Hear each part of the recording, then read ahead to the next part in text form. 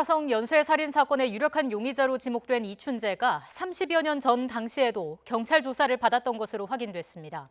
당시 유력 용의자로 특정되지 않은 이유는 아직 밝혀지지 않았습니다. 이런 가운데 경찰은 과거 유일한 목격자인 시외버스 안내원에 대한 신원 파악에 나섰습니다. 취재기자 연결해서 알아보겠습니다. 안윤학 기자. 네, 경기 남부지방경찰청에 나와 있습니다. 네, 화성 연쇄 살인 사건이 발생했을 그 당시에도 이춘재가 경찰 조사를 받았다는 사실이 확인됐다고요?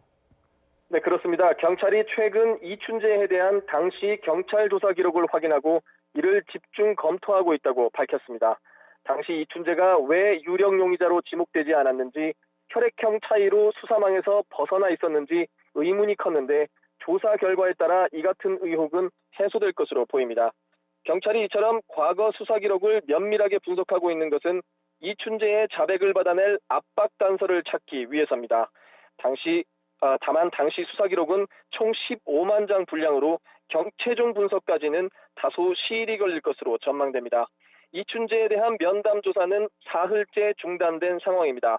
경찰은 이번 주로 4차 면담 조사를 예정하고 있지만 구체적인 일정은 아직 나오지 않았습니다. 경찰은 또 화성 사건 당시 유일한 목격자로 알려진 시외버스 안내원의 신원을 파악하는 데도 수사력을 모으고 있습니다. 이 안내원은 지난 1988년 9월 7번째 범행 직후 용의자와 직접 마주친 적이 있습니다. 경찰은 이 목격자가 나타날 경우 진실 규명의 전환점이 될 것으로 기대하고 있습니다. 이와 함께 경찰은 1994년 처제 살인 사건만으로 이춘재의 신상 공개가 가능한지 법률 검토를 하고 있다고 밝혔습니다. 이춘재의 얼굴이 공개되면 목격자가 나타나거나 추가 제보가 들어올 수도 있다는 점을 염두에 둔 것으로 보입니다. 지금까지 경기 남부청에서 YTN 안윤학입니다.